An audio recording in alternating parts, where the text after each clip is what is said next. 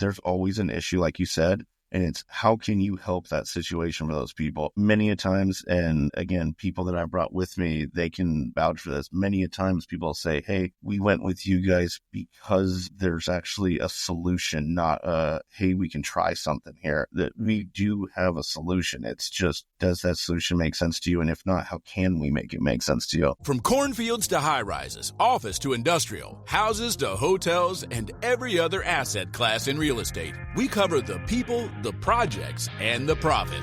Welcome to the Investing in Iowa show. This show is for go-doers, action takers, and business owners. It's for people like you who are sick of Uncle Sam taking a huge bite of your apple. If you're looking to get ahead of what's taking place in Iowa, learn who is doing what, and how you can get in on the action, you're in the right place. Hosted by Neil Timmins, an Iowa native who has been involved in over $300 million in real estate right here in Iowa. Recording in studio from West Des Moines. Here's your host, Neil Timmins. I've got Tony Romeo and Matt Young here. Guys, welcome to the show. Oh, thanks for having us. I appreciate you being here. Say, for the audience's sake, who are you? Where are you from? What do you do? So me and Matt, both Southsiders, born and raised, Southside of Des Moines. We went to high school together. We've been friends 20 plus years, worked at two other businesses together. One was EPS, one was selling cars at a local dealership here in Des Moines, Stu Hansen Hyundai. Decided at one point that we wanted to do more than just sell cars. It is a good income. It is something to live off of, but we both have small kids. So you're spending a lot of time there. So it's like, how can we change this? So one, we're still making a good enough income to live off of, but two, that we're making lifelong money like we were seeing the business owner of the dealerships making. Matt called me up. I was like, hey, I got an idea. What do you think? And so it just kind of started out just thinking we're going to buy Airbnbs. Problem is, where do you find them that are of value to we can make sense? So then I transitioned from that to wholesaling, to finding the properties. Went to a mini mastermind on how to analyze and find a deal with zero or low money advertising cost. Capitalized on that, switched over to another mastermind. Both of these were out of state and literally probably just off of YouTube. I mean, they were just off YouTube, right? Or I guess where would Boardroom come in there? It was more, recommendation. Yeah. We kind of got to as far as the first program would get us, and we were looking for more. And one of the guys in that group's like, hey, you should join this with me. And that's how we jumped into Boardroom. Sure. Boardroom was huge, eye-opening. It's not like big players in that. We're talking. Is that Kent's group? Kent Clothing. Yeah, a huge group, and we probably went into that one too early. Don't get me wrong, it was eye-opening that like we saw what we could be. The problem is now, how do I get that dedicated, I guess, boardroom / mastermind information, or like, how do you scale without being at like those guys already levels? Because they're at levels of 100+ deals a month where they're like trying to scale to 150 to 200. And we're at like 1 to 3 trying to scale to 10. It's like, drink it from a firehouse. Yes. So a lot of great information, a lot of good connections, still people I talk to as of today from there, and we're not in it anymore. We switched over to a little bit more of a process style mastermind that's not in person. And then I feel like we've kind of got to a point where we've grown out that one. So we're talking about maybe taking a year off of no masterminds and just kind of dedicating more time into the community here. That kind of brings us up to where we are now. And then like where we are now is we're trying to project the information that we've learned and put that back into the community by helping first-time buyers, first-time investors, and building that local presence more than like, hey, we're using other people's information from around the country. Take me back to the beginning. So you guys are selling cars, extremely successful in that business, right? You guys are in the business for years. Yeah. Why not buy a car lot? Why not build your own? Why not continue down that path? Why transition industries? I think it was the Airbnb. Well, just like that's the fanciness of it. You have to live there. So it's like you hire somebody that's going to live there, or you live there. Mm-hmm. So I was already the general sales manager, and I was working my way up to be a general manager. Mm-hmm. And I thought that's what I wanted to do. I was gung-ho.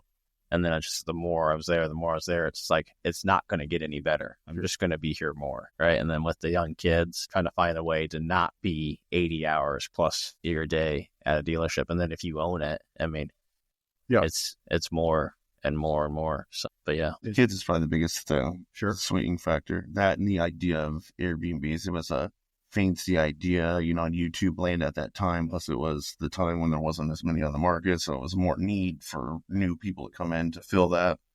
So I think it was a little bit of both of those ideas. Tell me about the very first investment property you guys bought. So we put about 4 deals together all at the same time. So they kind of closed weird. But one, we bought a Lustron home. It's like one of those Sears catalog homes, all metal. All metal. No wood on it at all. And we bought that, made it an Airbnb, and then there aren't many in town, and believe it or not, I've owned one as well. Yeah. They're awesome. And we still own it as of today, and it does well. It was our first Airbnb we ever purchased and put together, and it still does just as good as any of the other ones / better because the uniqueness of it. Yeah. I think we got 140 grand in it, and it does just shy of 40 grand a year.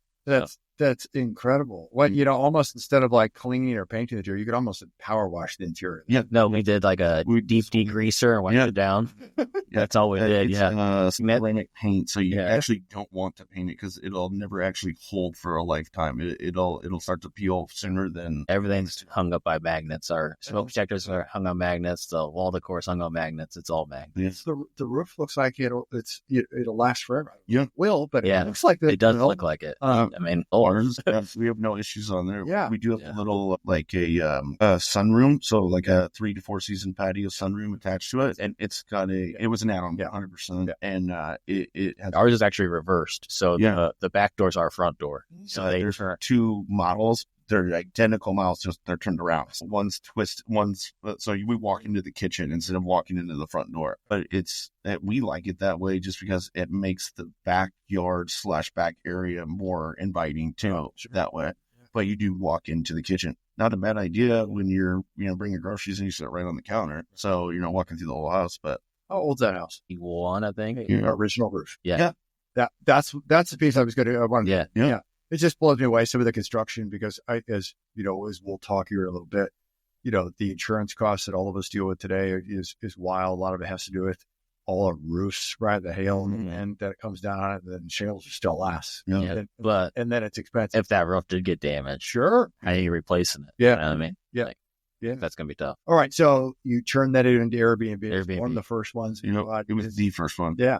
How'd you decide it, when it came to the decor, the kind of the sexiness, because that's a lot of times it seems like that's what's needed. Yeah. Well, how did you decide to go and give it life in furniture? My wife took the reins on that one, did a lot of that. We had some Facebook Marketplace finds, but luckily my wife was excited about that one and she ran with it. And so that one we got lucky on, but the ones after that, Tony and I kind of tried to piece stuff together, and it was like, Lord, we shouldn't be doing this. So you didn't learn anything from the first one.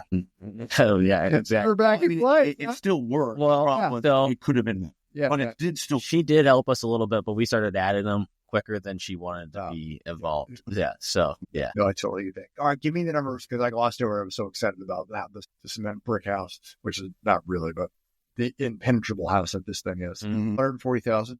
That's what you're all in, all done. Yeah, I think so. I mean, minus cleanup and filling it with the furniture. I think we might have 6,000 in furniture in that thing. It's all in. We're 150 on 150 and 40,000 a year gross on the Airbnb side. Yeah.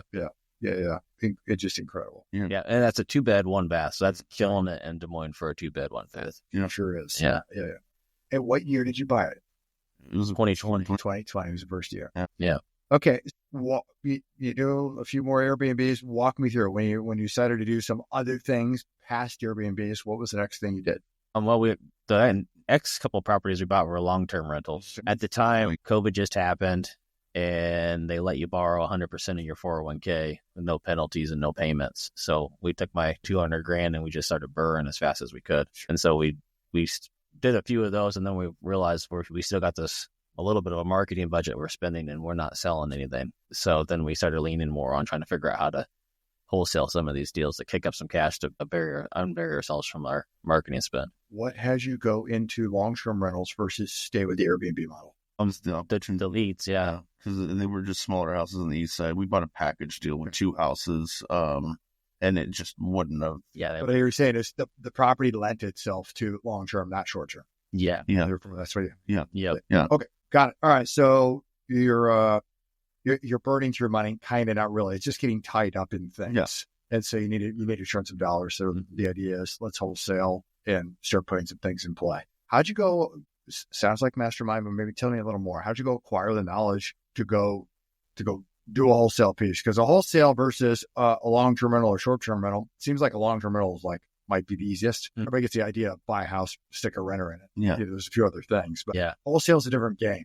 So we do have the sales background, and from the dealership, we get the lead generation, conversion, that side. And the mastermind we were in was actually teaching us how to market and find leads cost effectively, little or no money, but more time. And we had more money than we had time to market. Yeah. And we are already used to, paying for leads at the dealership. Not our money, the store's money, but I got the concept. So we were talking to our coach, and he's like, well, this guy's just starting a company doing done for you lead gen. And so we were like, all right, let's sign up with them. And he started sending us leads, and it was a pretty natural progression from there. Yeah. We get the lead, get him on the phone, set the appointment, and got to figure out something to do with it after that. So how did you learn? I understand you knew sales, but how did you know the sales process as it relates to real estate? Or is it process is a process. I'm a sales process driven person, so I get that part. But we had the coach, so we get stuck. We send him a boxer. He walks us through a next step. So he kept telling us, go as far as you can see. When we get there, we'll see further. So we'll go. We're a little risk adverse, so we'll just run, figure it out. You're gonna build that airplane or build the bicycle as you ride. Yeah. And it's just figuring it out as you go. Yeah.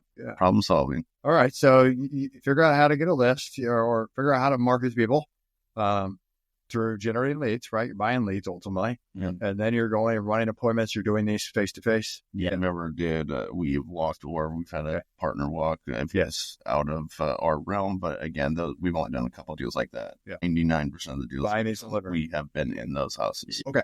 And then, all right, got a deal under contract. Now what? Because now it's a little new for what do you do with that thing? Yeah. That's what our coach kept telling us. We're like, we want to get 10 of these under contract. He's like, slow down. Why don't you get one under contract and see if you can find the buyer? But really, I think more than trying to find a buyer in the beginning, we struggled getting hooked up with a title company that wanted to let us wholesale. Having a conversation and figuring that part out, because a lot of them would tell us we're crazy. It took us a little bit to figure that piece out. I'm saying it's illegal, but more than we knew it wasn't. But I just didn't want to do it. Yeah, which was we had a lot of no's when it came to lawyers and title companies wise, but then again, problem solving, figuring out who can, who will, and then process that out to make it make sense and scale. But I think in the beginning, we found most of our buyers from the Facebook groups. So just posting a deal. If it's a deal, then you should be able to get it sold. Yep. Sure.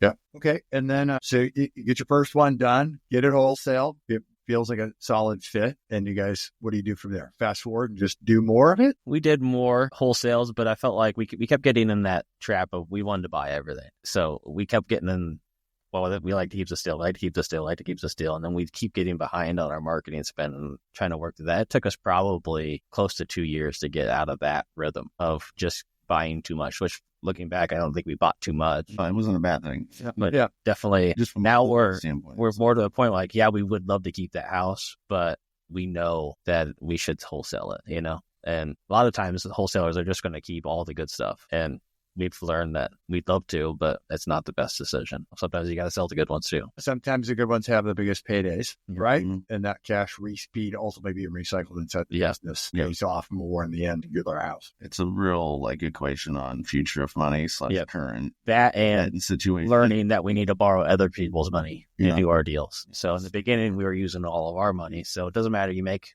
$60,000 and you spend $80,000 to put more deals together, you still have no money. Right. So once we learned that, we should be borrowing that money from someone else and just making a smaller profit and using our cash to keep us floating. Those two shifts changed a lot. Hey, Iowa investors, this is Ava Boutkamp, Chief of Staff at Legacy Impact Investors. Have you thought about adding real estate to your portfolio but don't have the time or desire to play landlord? At Legacy Impact Investors, we do the heavy lifting. Our team finds the deals, manages the properties, and handles all the day-to-day operations.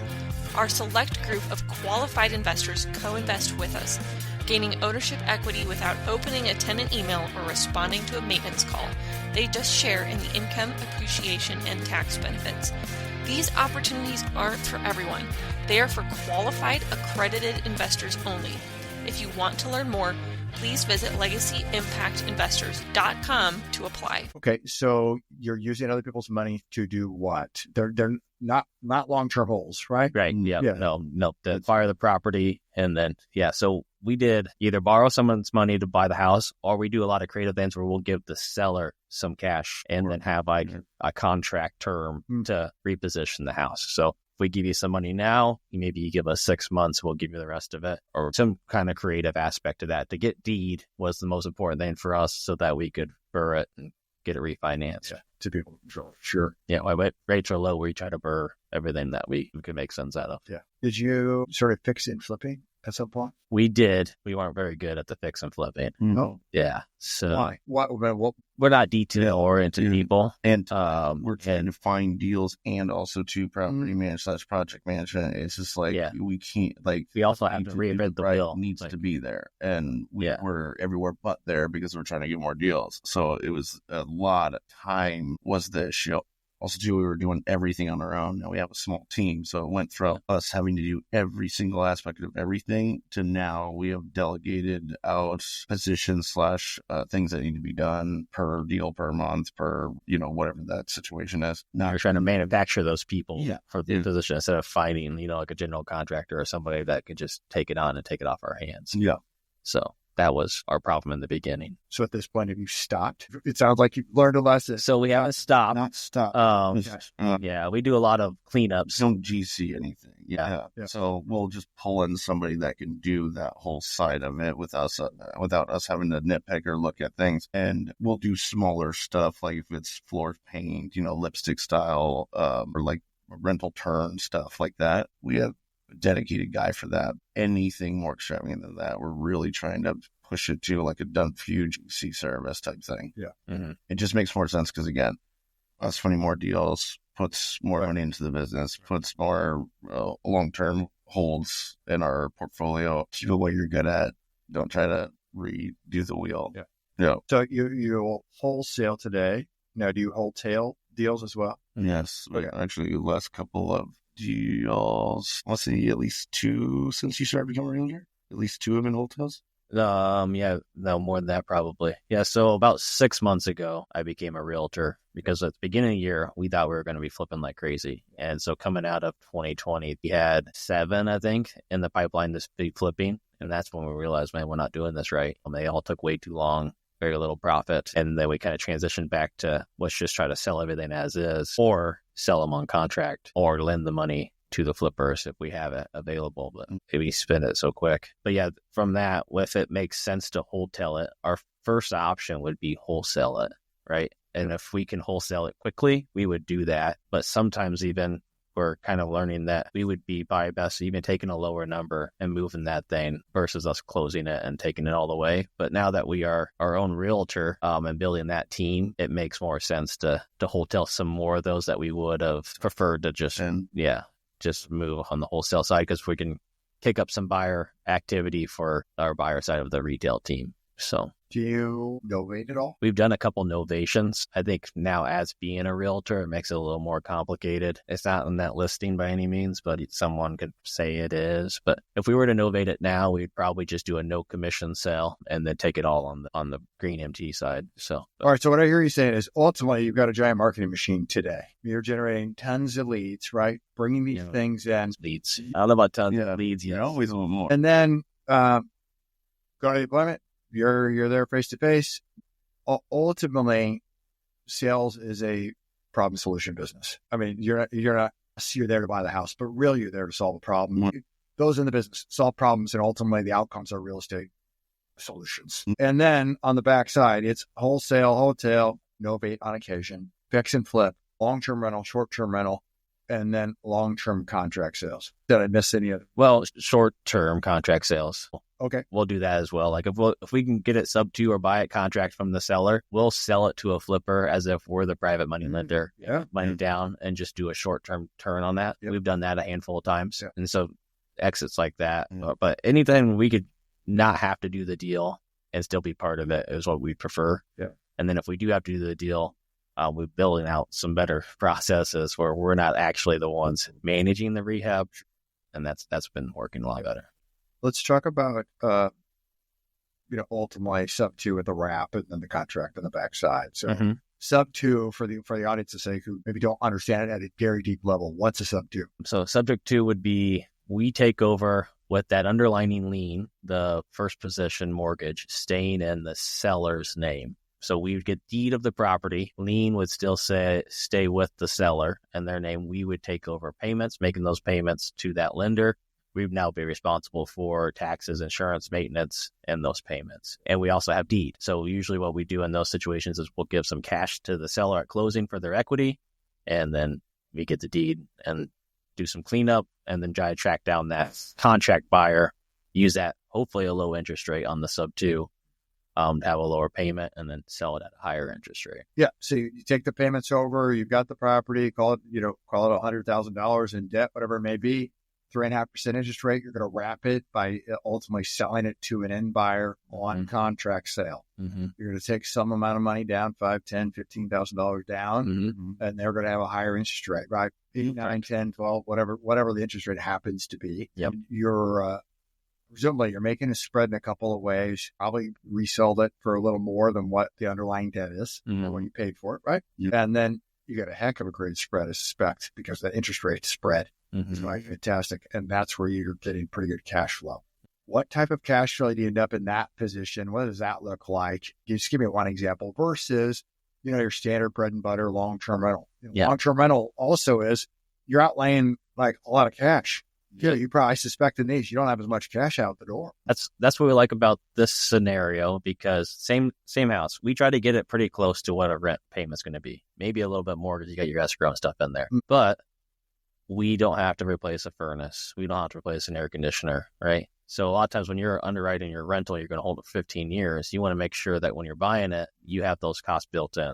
And so we can go in there, do a light cleanup, and try to get as much as our down payment that we put in back. So have very little cash stuck in there, maybe $6,000 to $10,000 in the deal, and then turn around and sell it and get anywhere from a $650 to a $1,200 a month cash flow, and with no positive cash flow, with no maintenance, with no maintenance, that cash flow on yeah, a monthly basis, yeah, with no maintenance, because these people come in, they're putting real money out of their pocket to be a homeowner. Because they're buying on contract, and ultimately you've made them a homeowner. Yeah, they don't call the bank about their AC going out. So no, yeah, you become the bank there, and they take pride of ownership in that. And before you know it, they have fixed your collateral and improved it in the value of that property. You hope so. Yeah. But we buy shitty houses, so if we get a shitty house back, it's all right. Yeah. Well, it's not just that vein of houses. You run the gamut of houses, because I've seen some of the stuff you've done.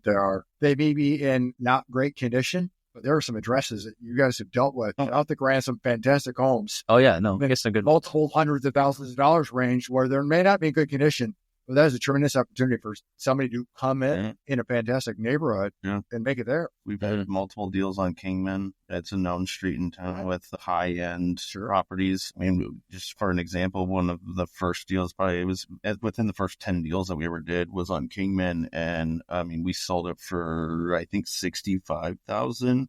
Did have a little bit of foundation issue just on one wall, and then of course needed a full interior and exterior. But it's on the market right now for $389,000. And the guy lived in it for 2 years. So it was a realtor we sold it to that does his own flips. He remodeled it, lived in it for 2 years. Now they found like a little acreage. So he's selling that, and he's going to build on this acreage with his brother. But, I mean, that's an example. I mean, I don't know what his total like rehab cost for him, but he's going to make money, and he lived in it. Yeah. It's definitely. People get some good deals. Yeah. And that's just one option. There's South of Grand, like you've said. We've had deals in Waukee. I mean, nicer suburb neighborhoods. We get an acreage in New Virginia that we ended up selling to the neighbor. They took 75% of the acreage, kept the land, and then rehabbed the house and made $100,000. Wow. So the neighbor did. This is you making the money. We made sold to somebody. Yeah, we made $20,000 wholesaling it to the neighbor that tried stealing the deal from us, but we kept it together and sold it to him. And then he took, the chunk of land that's connected to his land, and then sold the house with a couple acres on it. And I think it was made 11 something, and he sold like 1.5 and kept 10.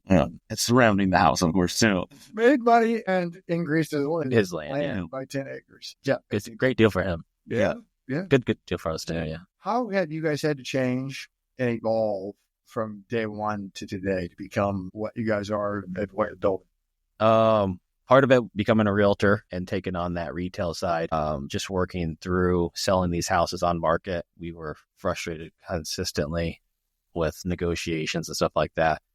Do you think that's because of your sales background? Oh, yeah, probably. No, we would tell them what to say, and they either wouldn't say it, or they would say it in a different way that doesn't put the true meaning out there of what we're trying to get across. And so, yeah, at least 2 realtors that we had gone through. Many we've tried, but at least 2 of them we caught not saying what we needed them to say to get the overall issue fixed or whatever that problem was at that time. But that's the biggest thing is most people don't know how to talk to each other. And it's, just be basic, be direct, be transparent, and figure out a situation. And a lot of them don't want to. They're just used to throwing it on the market, waiting for someone to call. Yeah, go look at it. Okay, send me a contract. That's it. Yeah. And well, when the days existed that you just list a home and 8 contracts come in. Yeah. And they just pick one. Mm-hmm. I mean, is that really selling? No. They're glorified marketers, and they're not even marketing their brokerages. So it's like, there's a reason we've been the brokerage isn't either. It's the MLS is marketing it. Yeah. MLS and the sales price is marketed. Yeah. I love how you're the one conveying this, Tony. Non-realtor. Yeah. We never wanted to be realtors, and for the record, it changed. Yeah. Well, you've got to evolve, right? Isn't that the nature of business as a whole and an ever-changing marketplace? Yeah. Interest rates we've seen since in your career 4 years, the highest of highs, and then all of a sudden, interest rates double in a year. 5-year treasury going up in a year, which hasn't happened in the existence of the 5-year treasury. So it's just, you have to be able to bob and weave, if you will. We've had sweet moments in the market, and we've also had harder moments in the market. So it's one of those things where at least we have felt both ends. So we are ready in case there's another extreme change. But also, too, we know what it's like when it's sweet, too. But you can't look back too long because you are moving forward, or trying to at least. Yeah. You guys do a lot in this community, plug in, and certainly we know each other through the community here. And one of the things that I think is unique about you is you welcome newer people. I was going to say younger, but not necessarily younger. I mean, people all ages, newer people to the business who want to get in. They want to get their first deal done, whatever that happens to look like, whether it's short-term rental, long-term rental, or just kind of a more, vanilla deal just to flip. That's one of the things I think is unique about you. And you often brought a whole bunch of newer people out to hey, come walk a deal with me. Mm-hmm. Come meet the homeowner. Yeah. You're going to walk a house. I'm going to convey to you and talk you through what I think. Yep. And as we walk through this, that's one of the things I think. Yeah. Just this week, I've brought in 2 first-time buyers that have never done a deal before, just this week, to 2 different appointments. I do it often. I'm not afraid for them to see who I am, what I'm doing, where I'm at, and what I'm saying, because all of it is transparent. I pull that out to them once I do, present a deal to the community as well. So it's like, but a lot of it too is like they have a mindset because you see the really, really sweet things on YouTube or maybe hearing it from somebody else, but you have no idea what actually goes into the back end of it. And I really want to show them the back end of it so they have a clear sight of what is actually happening. Not like, okay, this is super sweet, easy. I can, advertise for almost no money, get a deal, make some money. And it's like, there's so much more that goes into that. Well, the money's made on the buy. Yeah. Period. Right? Mm-hmm. I mean, you sign a contract, you should know that you are ultimately. Yeah. And there's a lot of things that have to go into that right there. A lot of equations and a lot of specific situations will always sway that number, sway that situation too. And so it's definitely something you have to think about as you're trying to close a deal. That's another reason why we became realtors too, is so we're not just showing, hey, here's a low cash offer, take it or leave it, we'll talk to you later.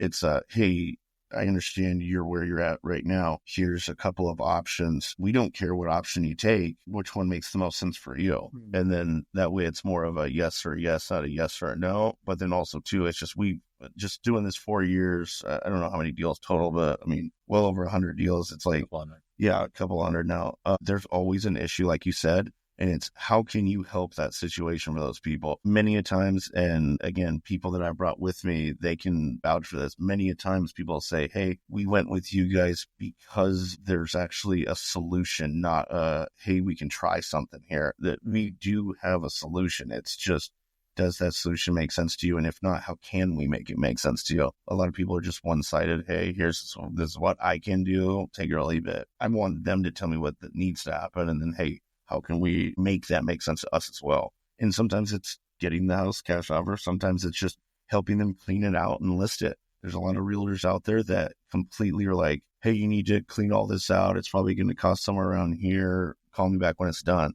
Well, we'll actually step in and help them get through that process, because a lot of it is just like we were talking 2 seconds ago about people not communicating with each other. They don't know who to call, or they don't want to call, or they'll call somebody out of Google that's the highest number there. And then now they're like, I can't do that. So clean out bid for $3,500. Yeah. Knock out for $800 in a day. It's kind of crazy to me. But again, it's also, that's where we're niched is, hey, we can help in so many different aspects, or we could take a step back and help you on a minimalist one and you guys can have more of the money. But like, how much of this can you do and how long is it going to take? We can get it done for this in like this short period of time. So what makes more sense to you in your time frame as well? So we help with time, we help with problem solving, we help with overall bigger issues. Sometimes it's legal stuff. You'll have somebody pass away, then all of a sudden you're in escrow, can't sell something for a certain period of time. There's just so many weird situations that we've gone through. So we have that experience, so we can actually express that to them like, hey, this is how it will go. And then this is just, I mean, you can ask, again, our lawyers or whatever for that feedback to make sure that it is like a guesstimation time that makes sense and what that situation is. But yet we do have that backing too, because of that experience, and also too with, just like talking out a situation. But again, being upfront with them like, hey, I know you might think it might take 30 days, but this situation that you're in because of something, you're caught with a legal situation that you can't do it till this time. And just a lot of other, like just cash only real estate or real investors or wholesalers maybe have not been through that situation, or that situation popped up and they blacked out. So they just never worked through it. So again, problem solving, situational. If you're a house flipper, execute the BRRRR strategy, or do double closings and are in need of money, Little Guy Loans is your go-to lender here in the Des Moines area. Time is money. Loan approvals in 24 hours. Closings in 5 days. Little Guy Loans was founded by Neil Timmins, an investor just like you. Since he has been in over 10,000 homes in Des Moines, there's never an appraisal. Houses, multifamily, and commercial property loans up to $1 million. Check out www.littleguyloans.com. The whole thing ranges. I mean, it ranges from a homeowner who doesn't want the house anymore, who owes no money on the house, right? The options that you can provide them look different than to the other extreme. Yep. Somebody who has 2 mortgages on the house and they're behind on both mortgages on the house, and then their spouse died, and all of a sudden now you're into, or they died, and now you're into probate with kids involved and mortgages that are behind. I mean, that looks like another host of options, that another whole completely different path you have to go down in order to solve that problem. Mm-hmm. Yeah. And a lot of them didn't even know that those were problems until that, a title opinion comes out or something like that. There's a lot of hidden problems too. Just as an example, a deal we're doing the first of the year, there was 11 judgments, anything from parking ticket all the way to charge-offs on credit cards and everything in between. And of course, they weren't upfront with me at that time, but I have the experience to know that like those can all get taken care of. Back when we were first starting, it would be like, oh my God, there's 10 judges, we can't do this deal. But I mean, we've worked through so many that it's almost like I'm always thinking that there will be an issue. So I'm already thinking about what that solution will be prior to finding out what that issue is. But yeah, that's a perfect example. There's 10 judgments of over $10,000 total. So it's like, there are ways through things. Oh, hey, give me a call. I got this letter I need to go over with. Yeah. It's like, they already lost their house in a tax sale that they never mentioned that they were in. Yeah, that issue too, because the tax sale was through the dead mother who they didn't know was dead at the time, but was dead. So the tax sale actually didn't go through. So they did own it. But then now the tax sale is being redone through the sons that were living in it. That's a super unique situation that we didn't find out until like week of close. And then once we found out that, was to close out a little bit, because then we had to go through and do all the tax sale stuff. The dude had like 4 socials. Yeah, he was not on the crazy up and up, but also too, it was a house that took him 7 40-yard roll-off dumpsters to clean out as well. So just as a picture idea of what that situation was. they weren't the most community friendly based people. Yeah. You know, Everything you just mentioned, my experience is, and I want to hear yours. The more complicated it is, the more the hair that's on it, the more time it takes. Two things happen. One, the competition goes away. Oh yeah. No idea how to solve it. Mm-hmm. Two, the paydays are the biggest. Can be. Sometimes they're a thin deal just to make it go through to save them from that situation. But also, too, it can be super big home runs, too. So it really just depends on the asset that you're fixing the problems for. Yeah. Yeah. But we've had both. We've had ones where we took a super, super skinny deal just to make sure that those people got out of a super bad situation. But also, too, we've had a couple of home runs as well. So it's like everything averages out. 2025, what are you most excited about? Doubling up our marketing. Yeah. We leaned hard. So it's got our mess of everything we've done up till now cleaned up. So we got our monthly reporting down, our KPIs dialed in. We're doing great on our leads to contract conversion. So that number is really, really good. So we're just going to push that until we can't push it any higher. So there's a diminishing return. We'll start spending more to get higher price per lead. But right now our numbers on the marketing side look really well. So we want to lean in and try to double up. Yeah, it's exciting. You guys ready for the final three questions? Sure. I believe so. Mm-hmm. All right. If you had one piece of advice for your 20-year-old self, what would it be? Buy Bitcoin. Yeah, right. Isn't that the truth? Holy heavens. Yeah. I mean, think about that all the time, but it's 100% 100% when I would tell my 20-year-old self. So with real estate, we always say we wish we could have bought more, right? If we stick to just a real estate idea, we always say, like, it's never a bad idea to buy more.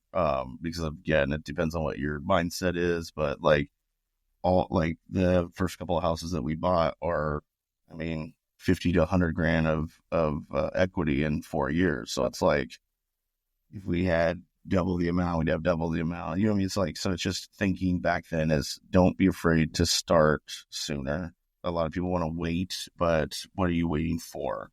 You know what I mean? A lot of people, because I'm kind of known as collecting the new people, but a lot of people are like, oh yeah, I think I want to do this, but in about a year. Or, hey, I think I want to do this, but I got to get some of the stuff cleaned up over here. Those really aren't problems. They just don't want to actually start. And that's all. Is like just... They don't know where to start. Yeah. Well, I mean, yeah, that's kind of what we try to help with, is showing them that path of the start. But start. Yeah. Like, don't be afraid to jump in. And it's all problem solving. No problem can't be solved. It just will take time, money, energy, or thought. Figure it out. Matt, are you buying Bitcoin today? I don't have any Bitcoin today, sadly. All right. So here's a question I often ask myself, and I'm not looking for an answer, but maybe it's just a seed to plant with you. 20 years from now, what are you going to wish you told yourself today? I'm going to buy some. Yeah. The last couple of times when I was planning to, I had my IRA money lended out. So they were already stuck, and then now it's higher again. So it's like, just put myself in a weird spot every time I've tried to do that. But I will get it done. 2 books that changed your life. 7 Habits of Highly Effective People. And let's see. Fraction's a good one. Profit First. Yeah, Profit First. Or mine too. That's a good one. If you were cast away on an island for 1 year, you could only get 3 pieces of data about your business each and every month. What 3 things must you know every month to know how your business is running? I mean, if we were more of management of business and not actually running the business, if that's the mindset, it would be... You know what's in our pipeline for money coming in, how much we have sitting in our accounts, and then how many contracts or how many leads it takes to get a contract. Guys, this has been a fantastic conversation. I've asked lots of questions. What's one question I did not ask that I should have asked? I'm just throwing an idea because I can't think of anything, but like 90-day, instead of like thinking, hey, what are you going to do for a year? And like maybe what is your immediate changes now? We do have presidential change, economic change. There's so many quick changes coming up here January 1st or early January.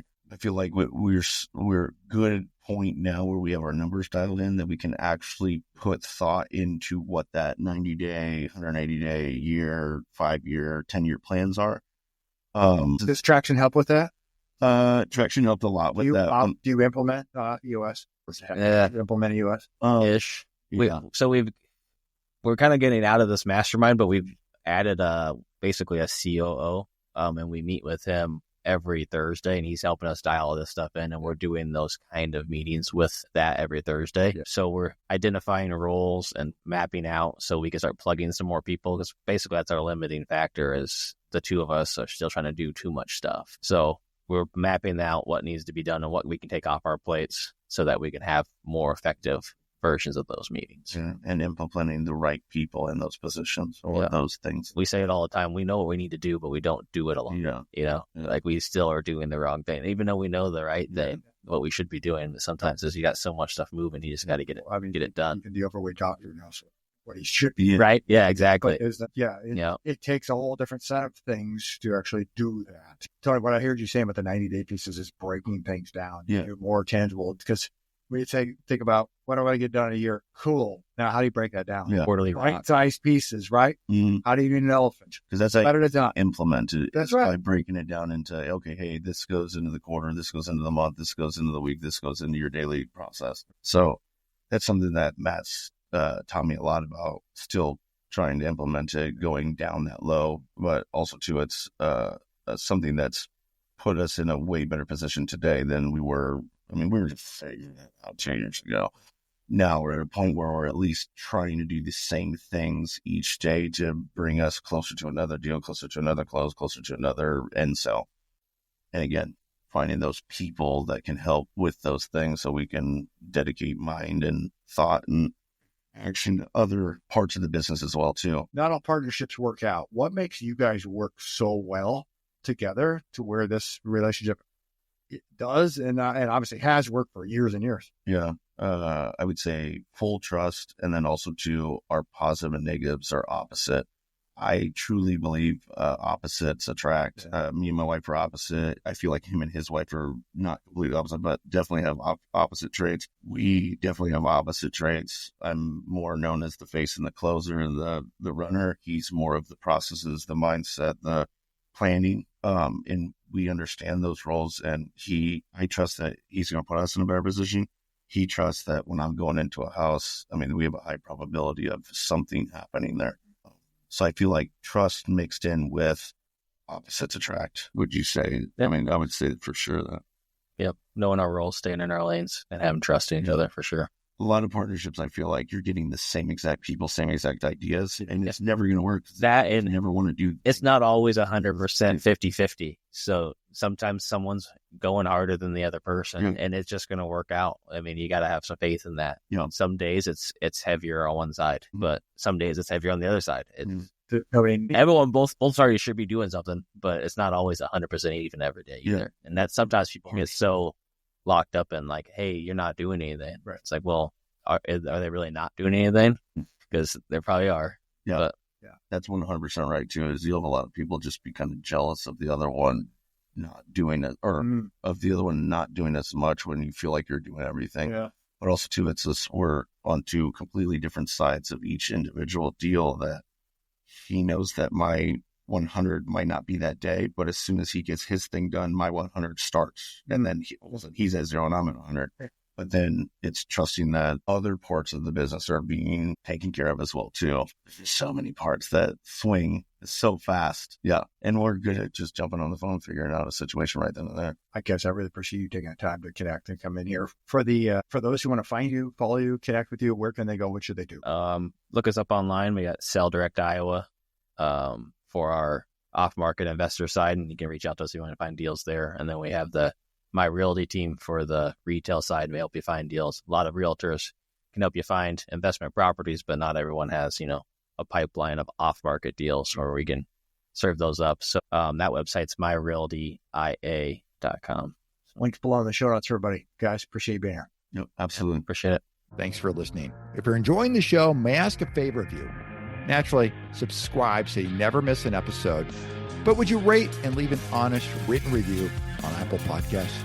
It does a lot for us here at the show, and I appreciate reading your thoughts. Great guests make for a great show. If you know of another Iowan who would be a great guest, or you yourself have interest in being a guest, well, get on our radar. Visit Investing in Iowa to fill out an application or recommend a guest. And if you want to connect with me one-on-one, go to LegacyImpactInvestors.com. Click on the Invest With Us button in the top right corner, and there you can pick a time for the two of us to get on the calendar and connect. Until next time, keep investing in Iowa.